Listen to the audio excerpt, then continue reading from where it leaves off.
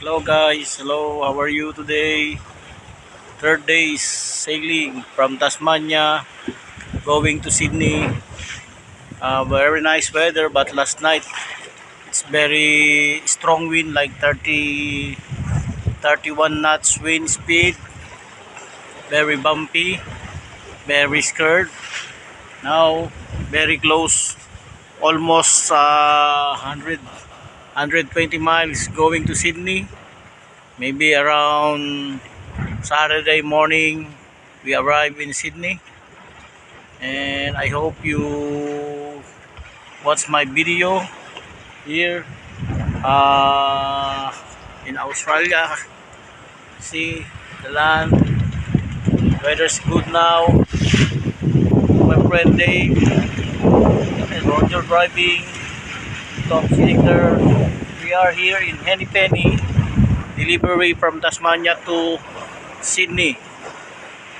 And I'm so happy and honored to me be Filipino to sailing back the Henny Penny going to Sydney, because Henny Penny is a champion 2022 Sydney to Hobart, and I'm so lucky. Hope uh, until tomorrow good weather and safe sailing with my friend here in Australia. Yan, mga idol, yan, napakalawak ng karagatan mga idol, kaya sobrang thank you Lord always. I'm Filipino sailing with Australian friend here. Yan, mga idol, ito pinapakita ko sa inyo mga idol, buhay namin sa dagat. Ito yung island, malapit kami, parang binabaybay namin papunta sa Sydney itong yate para safe kayo makarating mga idol.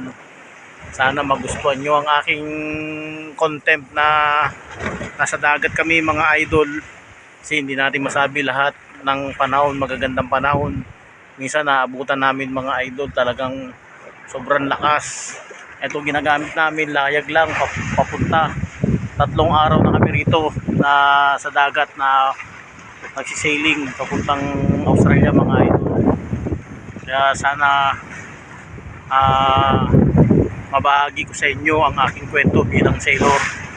Ito hindi kasi basta-basta talaga, talagang ginagawa lang namin to para sa pamilya, at sana always safe kami na makarating na maayos. Yan mga idol, sana huwag niyo akong kalimutan i-follow o subscribe sa aking YouTube channel, ang inyong lingkod ng kababayang Pilipino na si Cornelio Olis. Sana magustuhan nyo ang aking mga adventure para nakikita nyo ang buhay namin dito sa dagat. Yan mga idol, yan, yan, nakalayag kami. Ang speed namin almost 8 knots, ang hangin namin is 13 knots. Almost 20 miles na lang, mga madaling araw doon na kami sa Sydney. Sana tuloy-tuloy itong kantong hangin, huwag kami tamaan kagabi kasi grabe lakas. Kaya mga idol, isang karangalan ko mapabahagi sa inyo bilang sailor. Yan, buhay namin dito. Yan, oh. Yan, napakaganda tong boat na to, Henny Penny, sobra. Kaya maraming salamat idol. Sana isang karangalan ko na may like nyo o ma-share nyo kahit tamart lang, and don't forget to subscribe my YouTube channel. Yan, Cornelio Olis mga idol. Yan, ano, luwag pa talaga ng mga dagat talaga idol, sobra.